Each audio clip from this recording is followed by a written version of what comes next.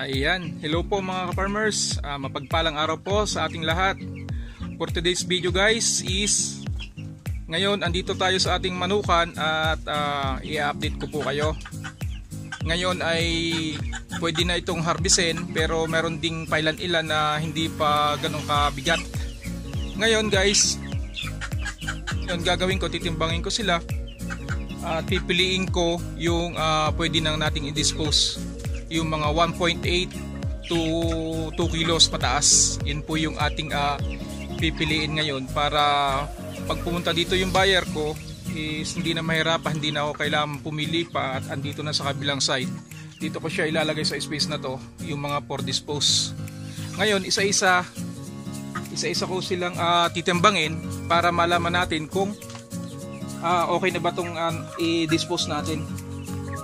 Ayan guys, bali isa-isa natin silang titimbangin gamit ang ating timbangan. Ayan, kakalibrate muna natin para sure na nakatapat sa 0. Ayan.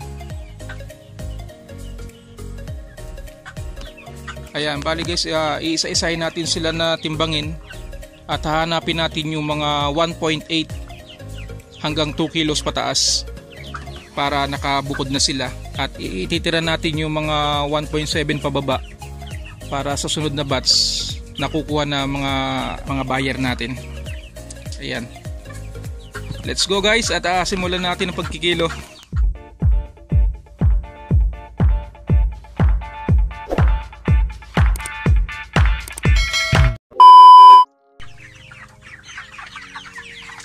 And guys, hanapin natin yung mga malalaki na.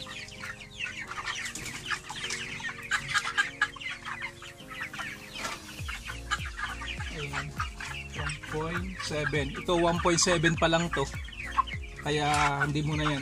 Ang kukunin ko guys is 1.8 pataas.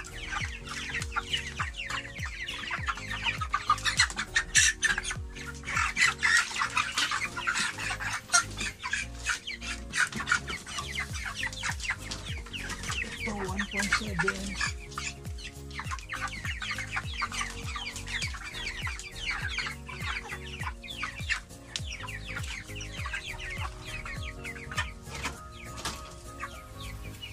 Ito 1.9. Ayan, malapit na siya mag 2 kilos.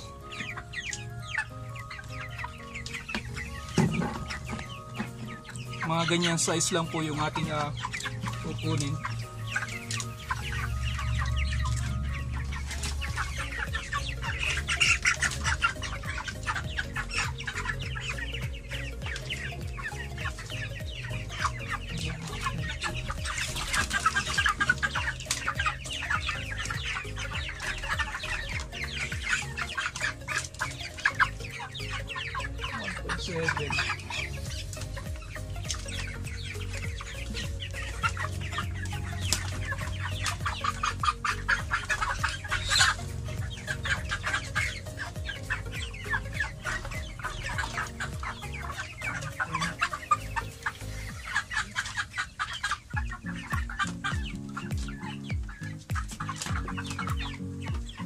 Bale guys, ang ating mga manok ngayon ay nasa 29 days. Bukas pa sila mag 30 days. Ayan. Pero meron na tumitimbang na maabot na ng 2 kilo.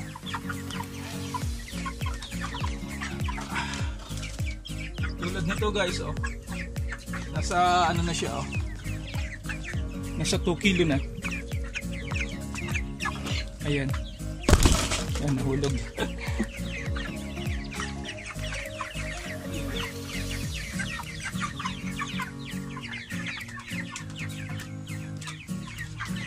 Kailangan natin ibukod para hindi na tayo mahirapan pag dumating yung buyer.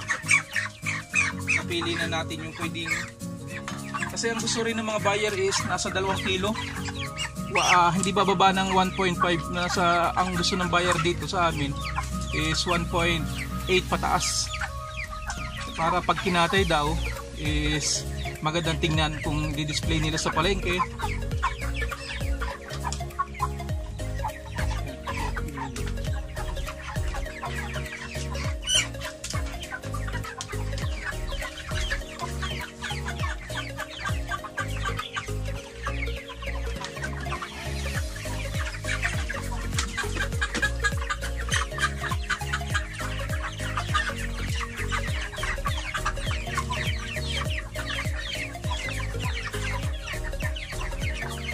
1.9. Pwede na to.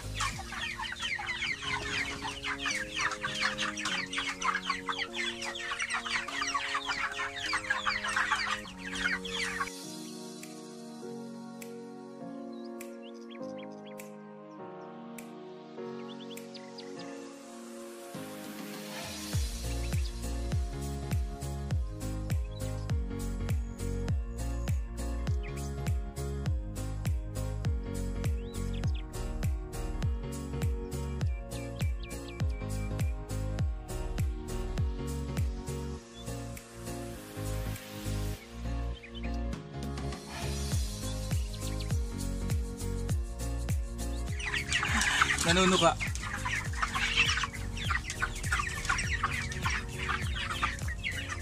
$1.8.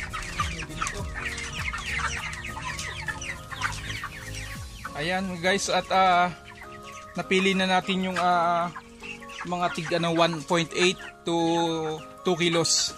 Ito sila. Yan. Bale guys, nasa 20 heads sila. Yung natitira natin ay 80 heads pa to sa kabila. 80 heads pa yan. Ngayon, pag dumating yung buyer ko, madali ko na lang ma-dispose to. Gawa ng nakabukod na sila. Hindi na ako kailangan pumili pa dito sa marami na to. Ayan. At may parating ako mamaya na kukuha. Nagsabi siya na kukuha siya ng 20 heads.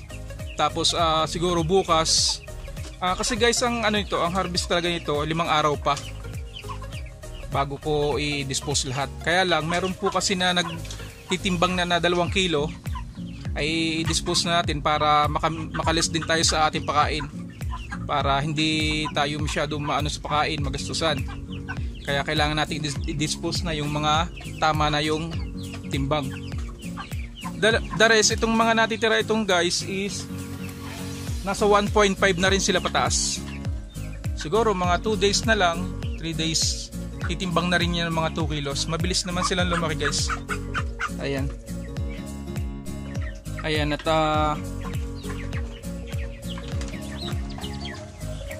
malapit na rin nating i-dispose to.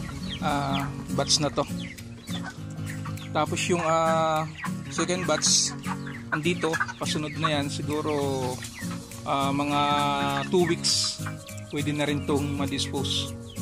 At may parating pa tayo na sisiw by next week siguro. Parating na yung sisiw na in-order ko. Ayan. Yun lang po guys, at salamat po sa inyong panonood, sa lahat po ng ating mga supporters at mga viewers at saka sa subscriber. Maraming salamat po sa inyong pagsuporta sa aking channel, sa lahat po ng mga nanonood at sa lahat po ng dadaan pa. Please po pa-subscribe po ng aking channel, Tantan Farm TV po. Yun lang guys, at ingat po tayong lagi saan man tayo naroon. Bye bye po and God bless.